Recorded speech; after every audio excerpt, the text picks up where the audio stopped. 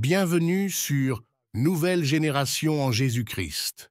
Ici, nous nous plongeons au cœur de la foi, explorons la spiritualité et partageons les aspects de la vie quotidienne éclairés par l'Évangile. Dans cette chaîne, vous découvrirez comment les enseignements de Jésus-Christ peuvent transformer vos jours et vous apporter paix et direction. Nous vous invitons à vous joindre à nous pour des sessions profondes de prière, de guérison, de délivrance et de transformation Kanguka, dirigées par le pasteur Christ Ndikumana. Rejoignez notre communauté pour vivre des moments de grande intensité spirituelle et pour trouver des réponses à travers les messages puissants de l'Évangile. Que vous cherchiez à approfondir votre foi ou à trouver du réconfort et de l'inspiration, vous êtes au bon endroit. Abonnez-vous maintenant et activez les notifications pour ne manquer aucune de nos sessions. Ensemble, nous formons une communauté dédiée à la croissance spirituelle et au partage de l'amour de Christ. Merci de nous rejoindre sur ce chemin de guérison, de délivrance et de transformation. Que chaque vidéo vous inspire et vous apporte la lumière et la paix de l'Évangile. Dieu ne savent pas exactement comment prier. Quand on nous dit qu'il y a un Père, qu'il y a un Fils, qu'il y a le Saint-Esprit, il y a la confusion. J'ai déjà enseigné sur le Saint-Esprit. Je vous ai dit que si vous allez dans les archives ou cliquez dans Recherche, écrivez qui est le Saint-Esprit, vous verrez tout ce que j'ai dit sur le Saint-Esprit. Et beaucoup ont réagi en disant qu'ils étaient étonnés parce qu'ils ne savaient pas réellement qui est le Saint-Esprit. Beaucoup croyaient que c'est juste une force, une puissance, un vent impétueux, mais ils ont compris qui est le Saint-Esprit. J'en ai beaucoup parlé, mais je ne veux pas parler du Saint-Esprit maintenant. Je parle de la relation entre le Père et le Fils. Et surtout que les enfants de Dieu sachent comment prier. Et comme je vous l'ai dit, je ne suis pas... Shalom chers auditeurs de l'émission Kanguka. Aujourd'hui nous sommes jeudi et vous allez tout de suite écouter l'émission de ce matin. Soyez bénis.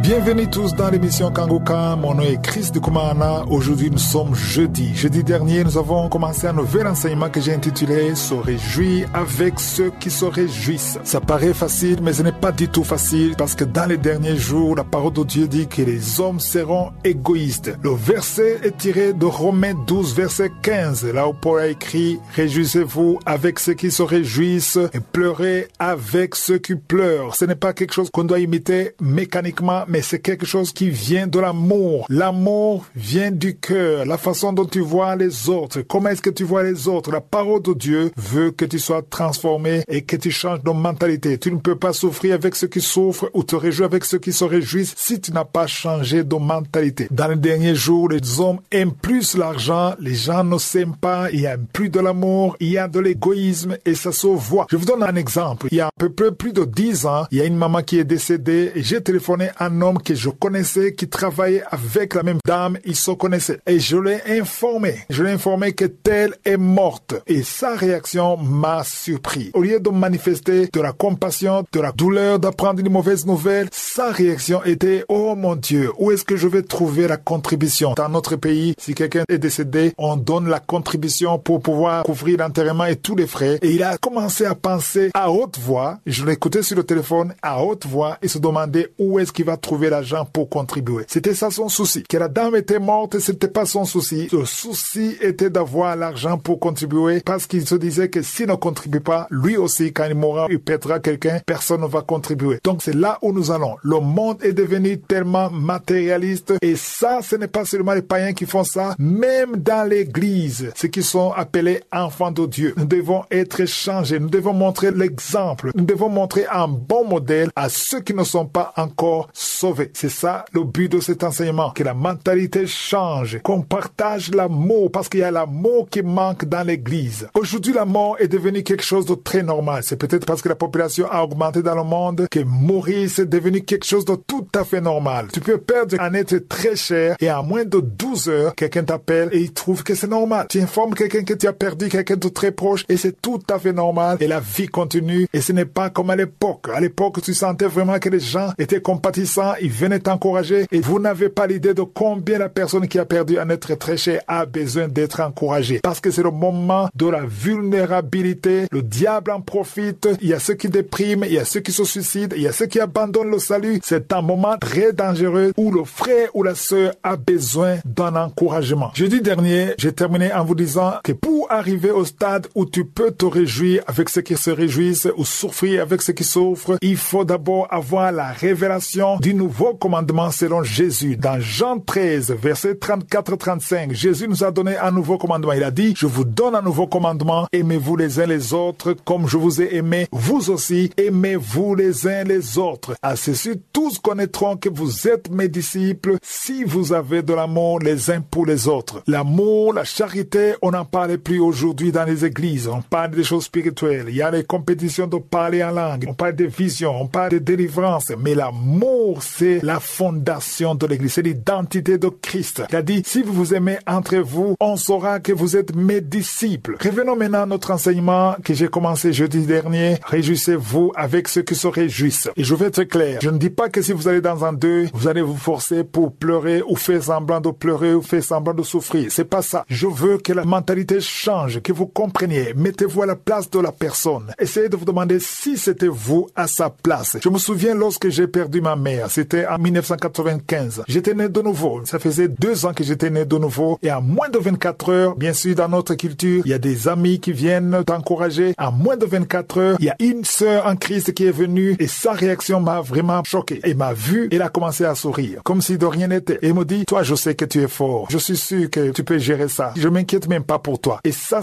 m'a vraiment choqué. Je n'ai jamais oublié ça parce que je me disais, elle ne comprend rien. Elle ne sait pas combien mon cœur est en train de saigner. Tu ne peux pas t'imaginer combien la personne souffre si tu ne sais pas de te mettre à sa place. C'est ça la mentalité qui doit changer. Dans Marc 12, verset 28, un des scribes a posé une question très importante à Jésus. Il a dit, quel est le premier de tous les commandements? Ça, c'est une question très importante et si tu ne comprends pas ça, ça sera très difficile pour toi de te réjouir avec ceux qui se réjouissent ou souffrir avec ceux qui souffrent. Si je suis le vœu, je veux continuer à en parler jeudi prochain.